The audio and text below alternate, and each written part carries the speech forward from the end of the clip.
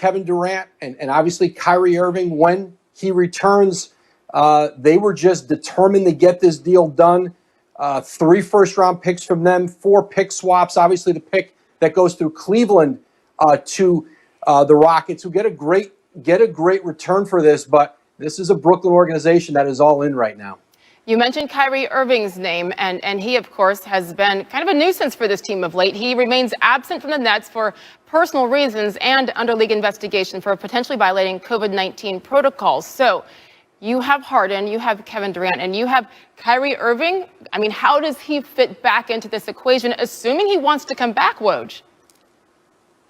Well, he's going to have to fit back into it. But what the Nets did here by getting James Harden, listen, they know that Kevin Durant is going to be coming back up on free agency in 2 years. You're always thinking about that. And now they having James Harden there, that helps to solidify keeping Kevin Durant, who has come off this Achilles injury, playing at his old form as an MVP level player.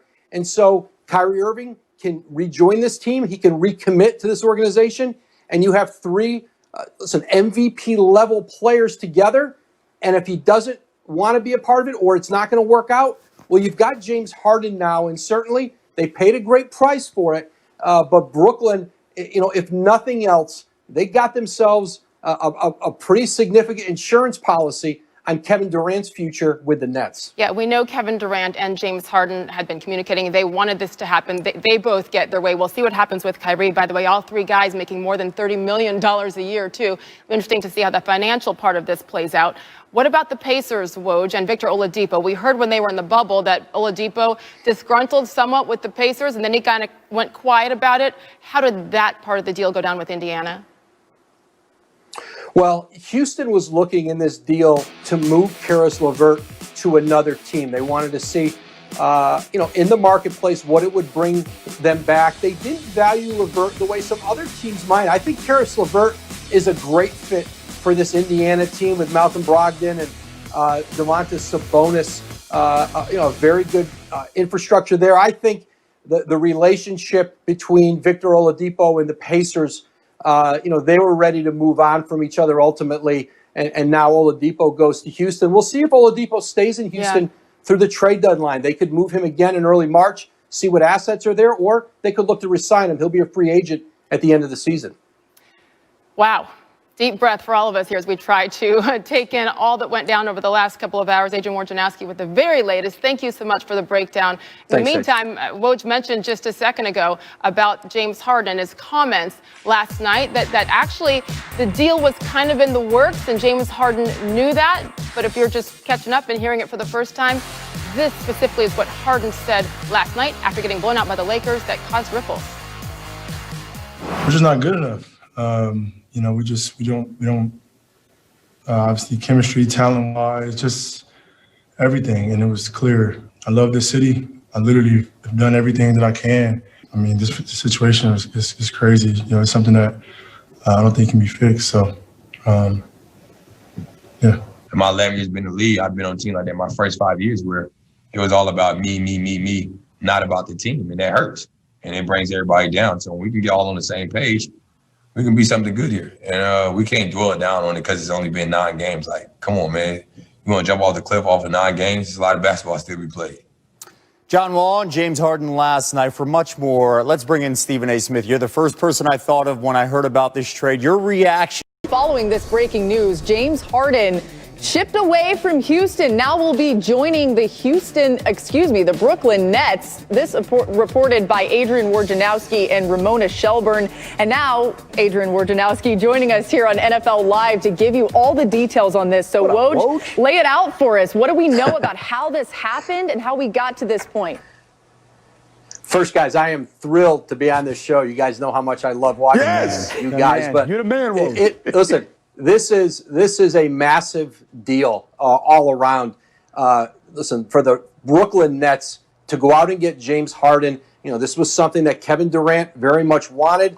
He and Harden started talking about this months ago. And listen, with the uncertainty surrounding Kyrie Irving right now, and I think there's still hope, expectation, he returns and plays for this team.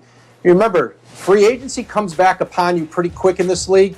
Kevin Durant's in the second year of a 4-year deal, and getting Harden, that's another reason for Durant to want to stay. But now, if you get Irving back and he's back to playing at a high level, you have a 1-2-3, perhaps unlike we've seen in this league in the modern era, but certainly it comes at a steep price. 4 first-round picks, 4 pick swaps. The picks are unprotected. One of those picks is coming from Cleveland. This is part of a 3-way deal, really a 4-way deal. Karis LeVert goes from the Nets to the Indiana Pacers, and Indiana sends Victor Oladipo to Houston. So a lot of moving parts in this deal. Yeah, you mentioned some of those moving parts, and the Kyrie piece of this is really interesting. I want to get back to that, but let's talk about this 4-team deal. Give us a little more detail on the second level part of this, other than just James Harden joining the Nets.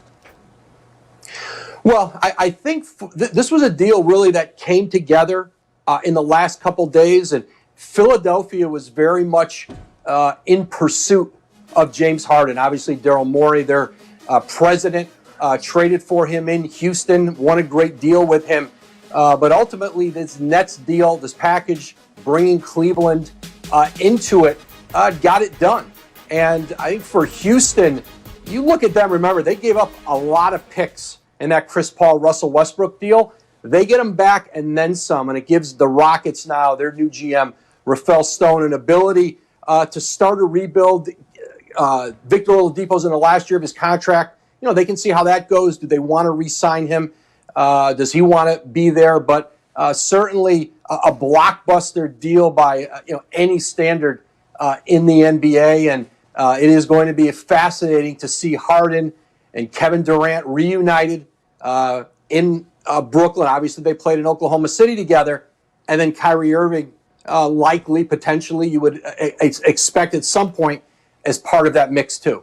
Wow. As all this was coming down, Woj, on your Twitter, it was like looking around like, wow, what else is going to be added to this? But just to recap for everybody, we see James Harden go from Houston to the Brooklyn Nets, joining up with Kevin Durant, something that he wanted to do. Thanks so much to Woj for joining us here on NFL Live. Much more coverage on this James Harden blockbuster trade at 6 Eastern on SportsCenter. Keep it locked right here on ESPN. We'll have all the breakdown. Woj, of course, continuing to keep everybody up to date on all of this. We'll be back on NFL Live in...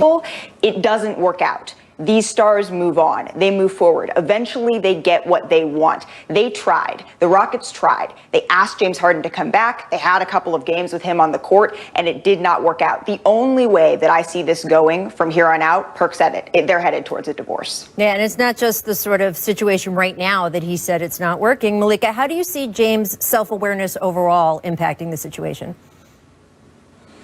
Well, I think that it's playing a part in it. It's hard when you're listening to John Wall, when you're listening to DeMarcus Cousins, hearing them say that this isn't the first time that the disrespect has shown up. This isn't the first time that they're feeling this way. It's hard to want to go out on the court and be focused on performing as a unit when you have one guy saying that this just isn't good enough. Oh, and by the way, that one guy is your franchise player. That's where the question comes up of whether or not James Harden can put himself into a 20,000-foot position and say, hey, looking down on this situation, I see my role in it. I see how I am impacting my teammates. I see the role that I am playing here, and I need to leave so that they can continue. Right now, it looks like James is putting everything out and not turning the mirrors back in on himself. Perk, where would you rather him go? He's rumored to be going to either Brooklyn or Philadelphia. Where would you rather see him? Well, to be honest with me, I think the best fit for the Rockets is for James to go to Philly because they're going to probably get back Ben Simmons. And James in Philadelphia, along with how Joel Embiid is playing right now, Danny Green is playing awesome, Seth Curry is playing elite basketball, and coached under Doc Rivers, they will be really dangerous in the Eastern Conference, and it will make it that more competitive to the Milwaukee Bucks to the Brooklyn Nets. The reason that I would, if I'm James, I wouldn't want to go to the Brooklyn Nets because I don't know what's going on with Kyrie. You go in there to think that you're going to play with Kevin Durant and Kyrie Irving, and then all of a sudden Kyrie Irving, you get in the first round of the playoffs and no one hears from him. He's nowhere to be found. So if I'm James, I'm looking at structure. I'm looking at what's going on, and I'm evaluating both of these ball clubs. And right now, Philly looks like the best ball club for him to go to. Well, it's funny you should say that, Perk, because we are going to get back to the Rockets later in the show, but I do want to debut our latest Jump Show.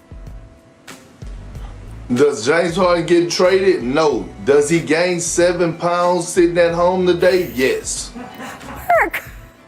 Whoa! Whoa! Tick, tick, tick, tick, tick. We got 15 minutes. So as much as I would like to give you an exciting answer, with 15 minutes, I'm going no, but it looks like it's going to happen soon. Tick, tick, tick, tick, tick. Zach, you're a spoil sport.